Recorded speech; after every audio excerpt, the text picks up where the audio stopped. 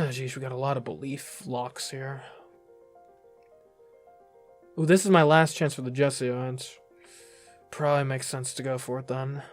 Because I'm not sure. I think missing events very well might lock me out of any future events with a given character. I'm not necessarily sure I'm ready at this point of the game to just sort of jettison whole character arcs. So let's go for it. That afternoon, Jessie came to Sarah's room for tea. The tea itself, though, seemed to hold little interest for her. I was hoping you could tell me more about your life in India. It all sounds very interesting and different to me. I am only learning the ways that it was different by being here. My papa and I lived in a bungalow that was as large as a school, but wide rather than tall. There was a veranda where we could sit in the breeze and watch the sunset. The summers are so hot that many children of British parents become ill, so we're taken away to the hill stations, which are towns in the mountains near lakes where it is cooler. I had many toys and pets and servants that would salam to me and call me Miss Sahib. I suppose that is because we are rich, but it is the life that I knew. Did you ride elephants and camel leopards and tigers? I've never seen a camel leopard. There are elephants in India, of course, but they are mostly used to carry heavy equipment or for Rajas to ride in parade. I have seen them, but I have never ridden one. And tigers are too dangerous to see up close. Anyone who tried to ride one would be clawed and eaten. They attack villages sometimes and carry off native children, you know. It's terrible. One even attacked the outpost my papa was stationed at, and he had to shoot it to defend the citizens. How exciting! He's very brave. I miss him so. I hope he does not do anything too brave while I'm not there to look after him. Was it very frightening traveling so far? No, there were many other people on the ship with us. It was strange and not so comfortable as this room, but it did not feel dangerous. It would have been very much harder if my papa were not with me. When young boys are sent back to England, they are sometimes made to travel with the regiments and no family at all. A pleasant companion makes a great deal of difference. You should always have one. Jessie pressed her hands together in her lap, the motion giving a shy lift to her shoulders. I'd very much like to travel the world when I am older, but I don't know if I will ever get the chance. Do you think you will travel, Sarah? Well, I do want to return to India as soon as I am old enough, and I think I should like to visit France someday. I haven't thought of it beyond that. It is a very big world. I suppose it would be a shame to live one's entire life in only a small part of it. Jessie gently swirled the liquid inside her teacup, her eyes locked on the little ripples and waves. Some people feel that London is the center of the world, that once you're here, there's no one better in the whole world for you to go. Why do you want more than perfection? I'm sure London is very nice, but... The cup trembled in Jessie's hands. Oh, I'm sorry, I've spilled a bit of tea. How silly of me. Please tell me more stories about India. Alright. Alright, crisis averted. Mariette, are you... Oh, I'm very sorry, I didn't mean to disturb you. This is quite alright. Are you reading? Wait, that book, I've seen it before. It was the same familiar copy of Poems Antiques. Your friend Evan God sent John made a gift of it to me. She thought I might appreciate a volume de poésie française to feel more at home. Oh, I'm sorry, I didn't think of it. Would you like me to buy you more books in French? I don't mind. No, mademoiselle, I am content. But it was very kindly thought of Ermengarde for such a young girl to notice and think of a maid, one who was not in her employ. Many would not. Ermengarde is very nice. I don't even consider Mariette. I wanted that book for myself, but Ermengarde has seen the person who would benefit from it most. Okay. Obviously, we could use to get the patience up a bit. We got to stock up on a belief again, because that is in high demand at the moment. Could this just be a straight write in the diary every day of the week? Those are our two big needs right now. It can get us sympathy, it can get us patience, it can get us belief. It can even get us a bit of knowledge. I think it's exactly what the doctor ordered.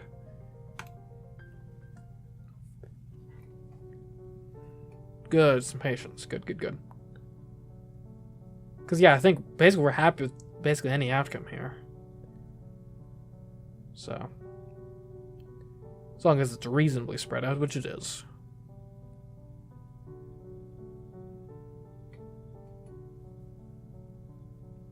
Alright, 1 knowledge, 1 artistry, 6 patience, 2 sympathy, and 3 belief. Sarah was resting in her room with a book when there came a quiet knock on the door.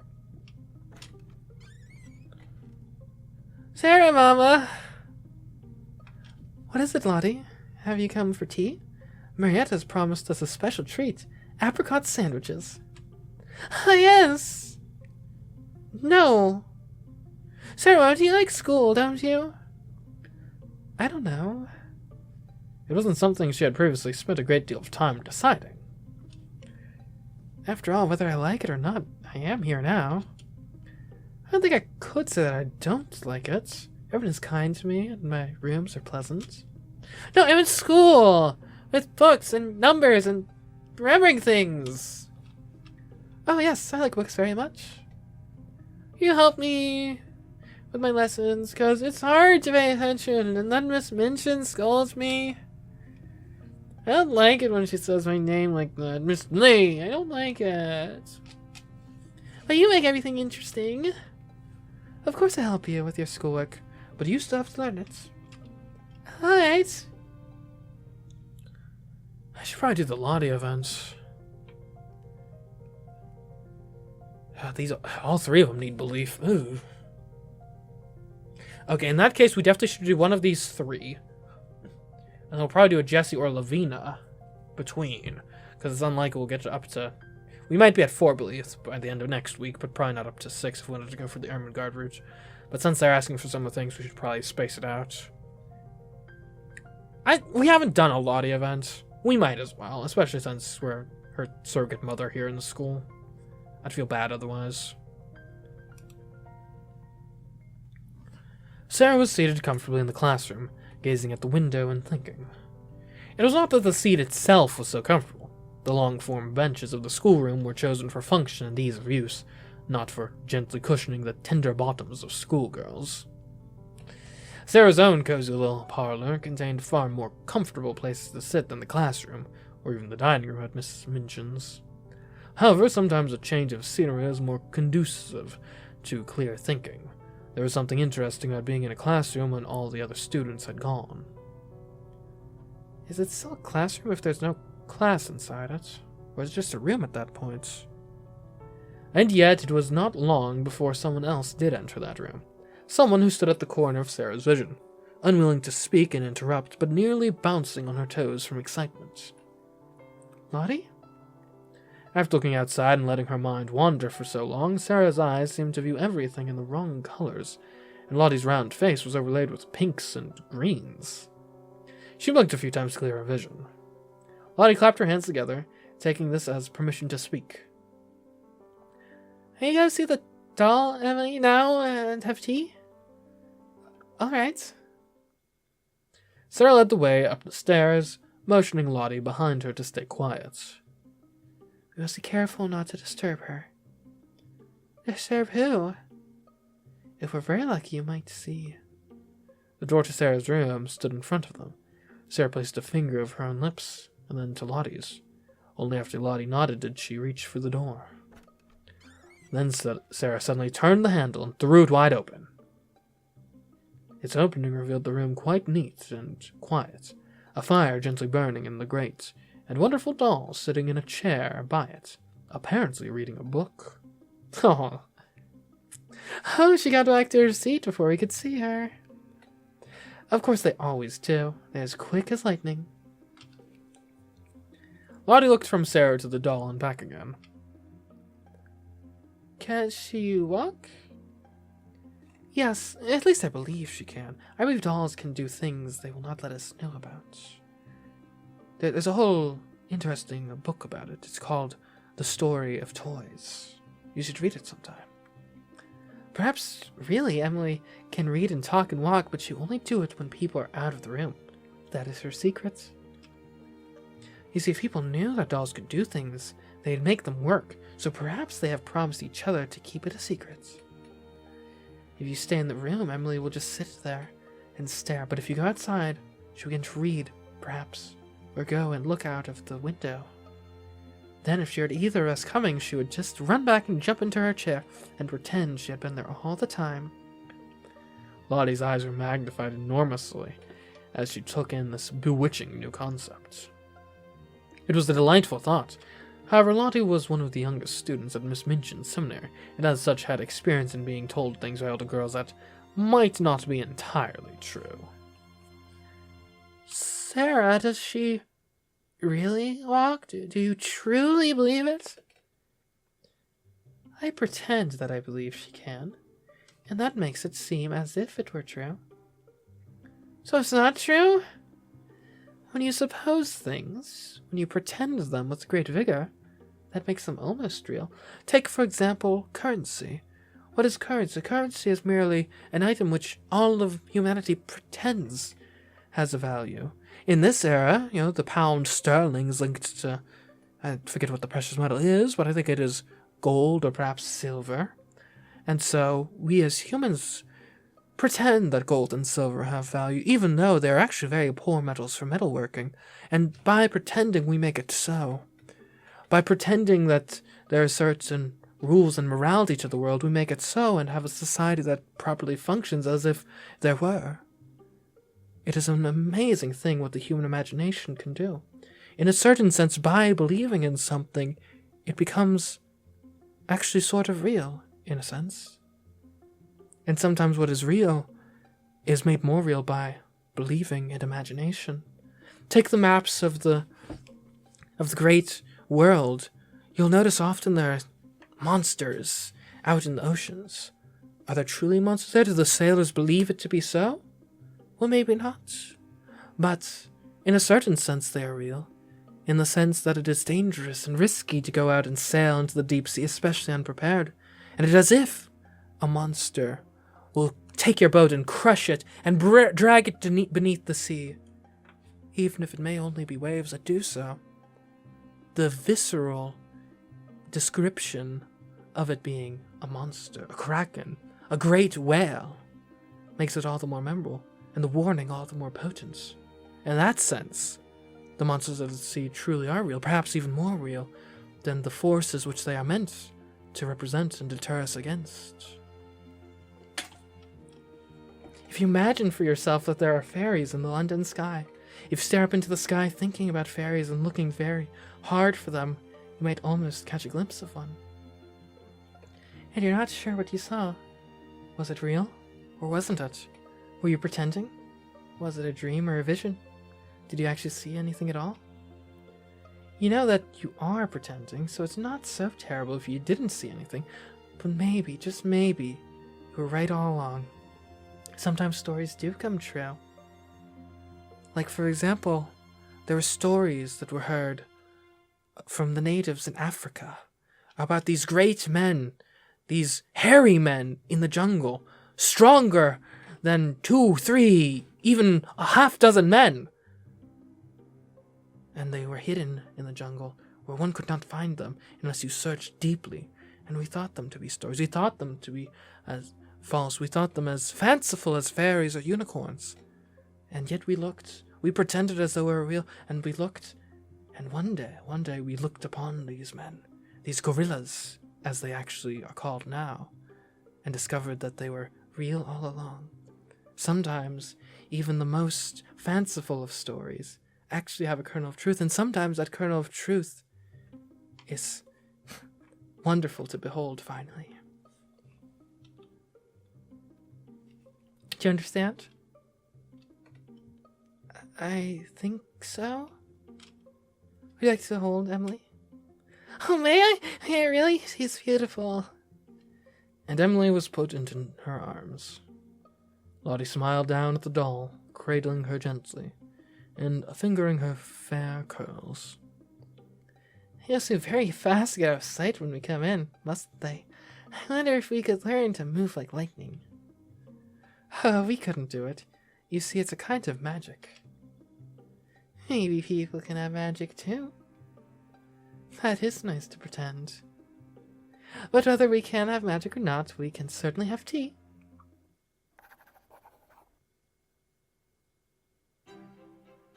Girls, gather round, if you please. As the weather is particularly pleasant today, we'll be taking carriages to the park for extended riding lessons. Please dress accordingly. Oh, thank goodness, it's been too long. I have never greatly cared for horses. It is fashionable and the ladies should know at least the basics, but it is simply not comfortable. Do you ride, Sarah? I would not truly say that I ride, but I have met horses and been in the saddle once or twice. Well, I'm sure you'll learn. You learn everything after all. I do try. I like riding. I wish we could go further than the park, though. It is more pleasant to be on horseback in the countryside.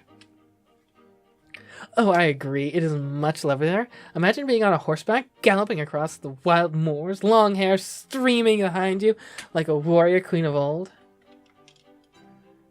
Riding astride like some hoyden? Even Bodicea rode in a chariot. I think you should like a chariot. Or I think I should like a chariot, rather. It'd be fun. I think I had a style. Like, they were all the rage back in, like, the Bronze Age. And then now, these days, it's all about horseback riding. Now, granted, I mean, I get it. It's like, chariots can be kind of temperamental, dealing with wheels. Like, could you imagine having to get a chariot wheels through the, like, muds of the Somme or something? But, like, it's just so much more graceful. Just then, the discussion was interrupted by the sound of a wailing child. Miss Minchin was attempting to bring little Lottie together with the older girls, much to her displeasure. I won't go, I won't. What a ridiculous noise you are making! Stop that at once! Shan't! You are more than old enough to begin learning. Every student at the school is expected to... I hate horses! I won't! Flinching and covering their ears with their hair, the other girls slipped away to change into riding dresses. Only Sara remained. If you don't behave, you shall be whipped just as a horse would be. No! To Sara's surprise, Lottie suddenly broke free of Miss Minchin and rushed to Sara, cowering behind her and pressing her wet face into the fabric of Sara's dress. Is this more than just a tantrum? Miss Minchin, please, could you let me talk to her alone? Dear Sara, you are very kind, but we simply do not have time for these shenanigans. If you can make her mind swiftly, then do so, but it must be done. Shaking her hand, she walked away. Yeah, for someone who rides at school, she's not very good with kids. Lottie wiped her grubby hands across her face. Her shrieks had quieted, but her eyes were still little fountains. Lottie, are you afraid of horses? Yes. Well, then no wonder you are upset. This cheerful justification startled Lottie enough to leave her frozen mid-sniffle, mouth hanging open. Sara nodded and continued. It is normal to be upset about things that frighten you. Only, I think it is also normal to try and make yourself less frightened, if you can. You wouldn't want to be afraid forever. Horses are very large, but they can also be kind and sweet. They like apples and carrots and being petted, just like cats do. Lottie now seemed more confused than distraught. Perhaps today you should just go and meet the horses. Then you can come back and play with Tybalt. What if Lavina won't let me? Then we shall wait until she is not looking, and while we wait, I will tell you about the horse who rescued a lost prince. She held out her hand, and after a moment, Lottie took it. A new weekday activity is now available. Sarah can use her free time to help the younger students with their schoolwork by choosing the tutoring option. Lovely. Ooh, okay. Ooh, that's interesting. So you can gain knowledge equal to patience, or gain patience equal to knowledge, or gain 2 patience and 2 knowledge, which would be pretty good.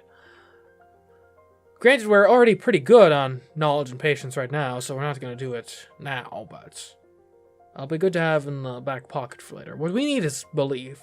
So honestly, it might be another pretty strict diary writing day. I'd like to get some vigor in as well. So what would be the best way to go about that? I'm playing with toys as a 2. Probably playing with toys would be the way to go. Maybe play with toys and go for a walk? I don't know. Which is the one that can potentially double? Maybe we go for that. Yeah, I think that makes sense. Lots of diary writing, play with toys, then practice dancing. I almost feel like I'm too good at this part of the game. Because I keep... Like, our issue is we have so many things, like, near max that... Like, I'm trying not to waste points by just overfilling stuff. Or maybe I've just been getting lucky. Who can say? Okay. So patience is maxed now. That's gonna get knowledge pretty close. That's not what we're looking for. Okay.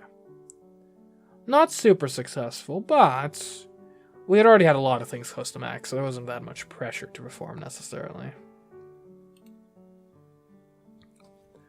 When Sara came down the stairs, she found Jessie holding a most curious item. It resembled a long wooden spoon, though somewhat thicker in the shaft, and with a solid round end instead of a bowl. What are you doing with that? Jessie turned the object over in her hands. Oh, Sara, isn't it interesting? It's from India. I know. I've heard there are societies for gentlemen and ladies, separate of course, where they all have wooden clubs like this and swing them to strengthen their arms.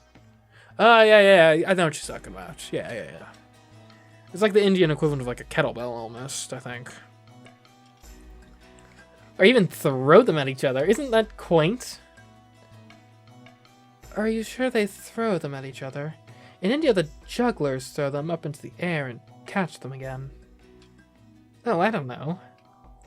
She looked at the solid wooden shape she held up, then at Miss Minchin's painted ceiling. Perhaps I'd not to try that. Where did you get it from? Lavina gave it to me. Her own, she cradled the club in her arms as if it were a doll. She wouldn't tell me anything about it, though. She told me to take it if I was so interested, and she would say nothing more. Jessie let the length dangle down from her hand and swung it gently back and forth. Doesn't seem like such hard work. Her eyes glinted for a moment with strange emotion. Imagine the blow if you struck a man with this. But what? Why? Oh, it was a foolish thought, nothing more. I was thinking of chariots and queens.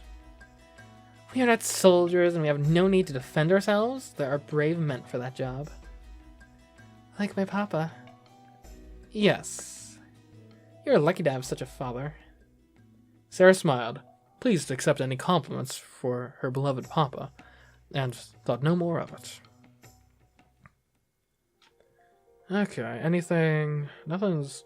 Ooh, 6 grace and 5 beliefs for Blottie's next event. Yeesh. Okay.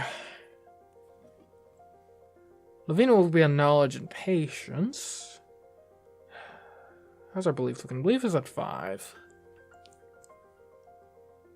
Knowledge, sympathy, and grace. Have we ever needed artistry? I don't think we've ever needed artistry. It's just been at 10 this whole time. And it's annoying me. We haven't talked to Lavina in quite a while. And I think, yeah, because we have the tutoring, which ties our knowledge and patience together, I think reducing both of those simultaneously actually makes a lot of sense. Sara, might I come in? Of course. I mustn't be rude to her, even if she is often rude to others. When Lavina walked through the door, Sara's eyes lit with interest. Lavina was carrying a book. I have a gift for you. Oh, you're very kind, thank you. I never expected Lavina to bring me a present, and for no reason I can think of. It was a slim volume bound in pale green paper, its cover decorated with patterns of branches and leaves. Middlemarch, Book 1, Miss Brooke, by George Eliot. It contains excellent information about provincial life in England. I think you'll find it most edifying. The author as well serves as an example. She chose to publish under a male name to avoid the expectations people would have of her as a woman author. Oh. Sometimes I feel that expectations are all Lavina ever thinks about. It is not precisely a book intended for young women who have not completed their studies, ordinary young women, but neither you nor I are precisely ordinary. Lavina gave a conspiratorial smile as if to invite Sara into a secret sisterhood of women, each of whom knew that they were better than all of the others. I believe that we are cultured and intelligent enough to appreciate proper literature. I thought you said that a proper English girl should not be too intelligent. I said that it is frowned on to be overly intellectual. That's not the same thing. See, intelligence is how sharp your mind is, the knowledge in your brain. Being perceived as an intellectual is about how much of that knowledge you let spill out. Right? So the key is not to be dumber than your husband, but rather to make your husband think that you are dumber than him, so that he has more self-assuredness in his manliness in the fact that you respect him as the head of the household, right? But you can be as intelligent as you want behind the scenes. Just do not release that curtain. Let him know just how outclassed he is by your intellect. It will make him feel emasculated. And then, well, that's how a marriage will break down, unfortunately. Men are peculiar creatures. The egos are very fragile. And so it is our duty as women to not break that ego to the best of our abilities. Being intelligent is how you think and what you know. Being intellectual is what you do with it. Lecturing others on what they should and should not do would not be socially appropriate. Sara's lips quirked as she fought the urge to laugh. Lecturing others appeared to be one of Lavina's favorite pastimes. But to be intelligent and well-read within your own circles, in order to have more interesting conversations with other ladies, that is desirable. That French maid of yours, Mariette, you would not wish her to be dull, would you? No. She understands that companionship is part of her position. She will learn from you how to be a companion, that you want to help find things that you enjoy and talk about with you. Your friends can do the same. Lavina clasped Sara's hands just as if they were already the dearest of friends. I hope you enjoy the book. Once you have read it, we can talk about it together, and I can tell you the most delicious gossip about the lady who was George Eliot. Will Jessica be jealous? Oh, Jessie. She's no use for books. She will not care. Her family's not the best, you know, and you are far cleverer than she. Even Jessie would admit that. Jessie likes you very much. Jessie's my best friend and always will be, but you and I share things that she never could. Don't you see? It is not a choice of one or the other. When a lady enters society, she needs all of the allies, friends that she can get. I don't wish to enter society. I want to return to India and my papa. Lavina cannot understand that. As if sensing Sara's hesitation, Lavina's gaze suddenly softened. Please, Sara. There are so few people that I can truly talk to about matters of import. So few who would understand. I have listened to your stories. Will you not share mine? Lavina may not have much of an imagination, but she is more intelligent and well-read than she usually lets on. Of course I will read your book. I hope we will share many more in the future. You are a darling. Lavina leaned towards Sara as if to kiss her cheek. In mid-motion, however, her mouth came open, catching a little gasp of air, and she diverted her course, pulling away. I should not be so familiar. I will see you later, Sara Crewe. Good day. She exited, leaving Sara to admire her new treasure.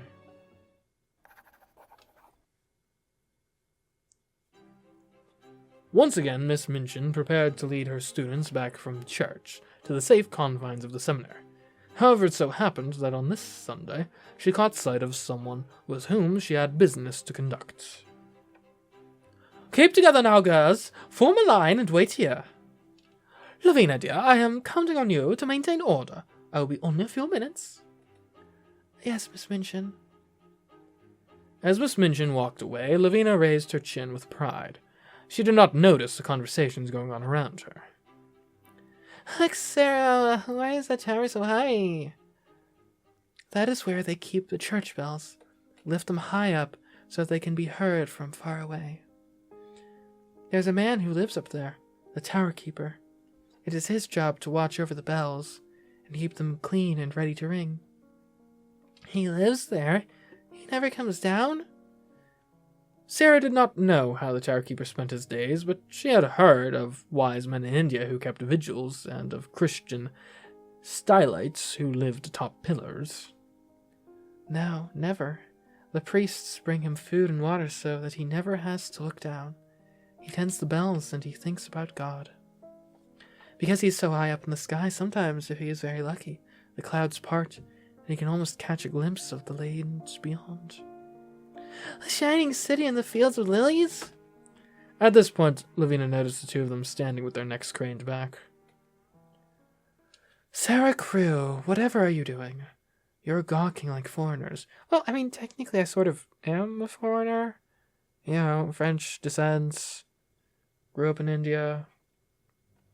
Sara and Lottie lowered their heads, though not in Lottie's case, without protest. We were looking up at heaven, where our mamas are. They live in a city with golden streets and fields of lilies that everyone gathers. And they watch over us and whisper to us, and they visit the man in the bell tower. Sara told me. You wicked thing, making up fairy stories about heaven. We have a word for that, you know. It's called blasphemy. Apostasy, even. Witchcraft. There are much more splendid stories in Revelation. How do you know mine are fairy stories? Besides, I mean, if anyone should be getting, raked over the coals for writing, fan fiction about heaven, should not be that Dante fellow? And yet it seems to me that most Catholics at least kind of hold that story in very high regard. Not to throw shade at the Catholics or anything, but you're lying. You didn't get that story from the Bible. Read it for yourself. Streets of gold and gates of pearl, and many more things besides. Perhaps the lilies are my own invention, perhaps they aren't. But I can tell you, you will never find out whether they are or not, if you're not kinder to people than you are now. Oh! Sara just dropped the "you're going to hell" implication. Or purgatory. One, yeah. What? But Sara, perhaps feeling ashamed of her burst of unheavenly temper, turned her head and refused to respond. Ouch.